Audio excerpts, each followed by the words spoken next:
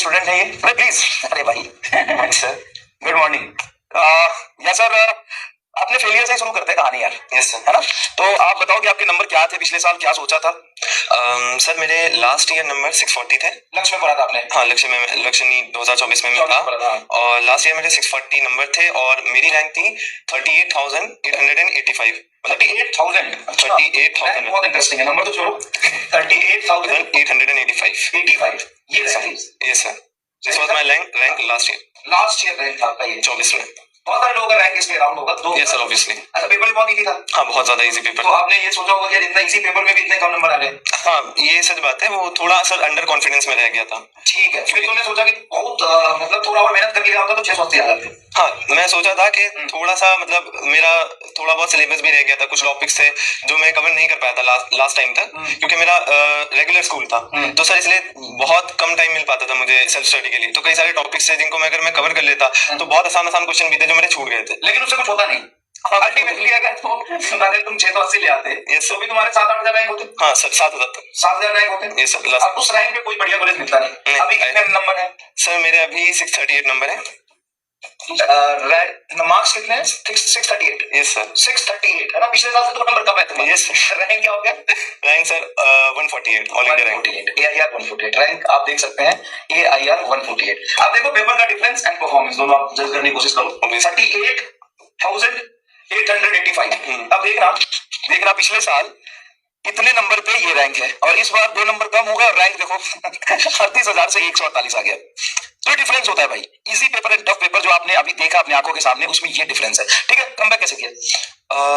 Sir comeback तो यही कि मतलब सबसे पहले जो मैंने काम किया था वो ये था कि स्पेशली फॉर ड्रॉपर्स, क्योंकि आपने मतलब अच्छा खासा तो सिलेबस कवर कर ही चुके हैं। 400 नंबर आ रहे हैं, 300-400 नंबर आ रहे हैं, तो अच्छा खासा पढ़ा ही अच्छा खासा, तभी आपके नंबर आए भी हैं। और जितने भी आपने मतलब नंबर लाए हैं तो आपका वो अचीवमेंट ही है। अचीवमेंट बिल्कुल। तो सर मैंने सबसे पहले काम ये किया था, मेरे जितने भी लास्ट टाइम में मुझे लग रहा था कि बहुत सारे वीक टॉपिक्स हैं, मैंने उनकी पूरी एक लिस्ट बनाई थी। ये मैंने बोला था स्टार्टिंग। हाँ बिल्कुल सर, आपने बोला ही था। आपने यकीन में सबसे पहले यही बोला था, आप एक पेज लो, स्ट्रॉन्ग और वीक टॉपिक को सेपरेट कर दो। बिल्कुल बोला था, मुझे याद है। Yes sir. तो सर मैंने वही फॉलो किया था जो आपने बोला था कि वीक और स्ट्रॉन्ग टॉपिक्स को एकदम अलग अलग कर दो। तो मैंने सारे टॉपिक्स को अलग किया। देन फिर जैसे क्लास में चलता था तो क्लास के हिसाब से मैं चलता ही था, साथ में मैं जो मेरे वीक टॉपिक्स थे, क्योंकि मैं कवर तो कर ही चुका था एक बारी, लास्ट ईयर के मैं नोट्स है उन्हें भी पढ़ लिया करता था और उनकी प्रैक्टिस भी कर लिया करता था। तो ये था कि स्ट्रॉन्ग तो होता ही जा रहा, उसके साथ साथ वीक भी, मतलब जो मेरी कमियां हैं मैं उन्हें भी मिटाता जा रहा था।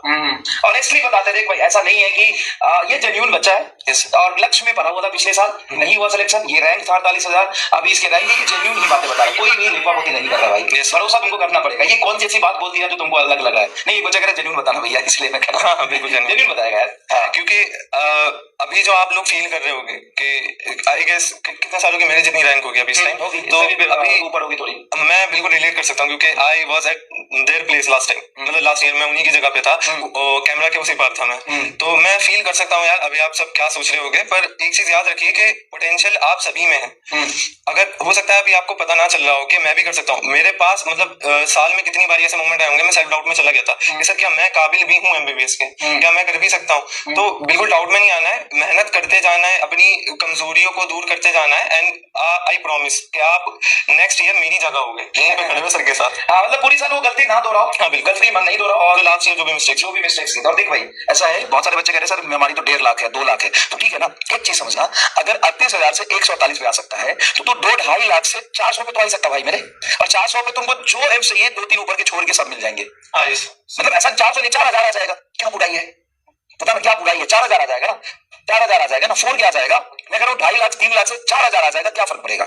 मेडिकल कॉलेज में तो जाओगे, जीएमसी में तो जाओगे, स्टेट के टॉप जीएमसी, हाँ स्टेट के टॉप बहुत अच्छे से क्लियर हो जाएगा। अगर 4,000 नहीं तुम्हारा 12,000 आएगा, तो अगर तुम 9 लाख पे हो मान लो, तुम्हारे 300 नंबर ही आ रहे हैं, मेहनत करोगे, बहुत अच्छे से इंप्रूव करोगे तो 12,000 तक तो पहुंचोगे यार।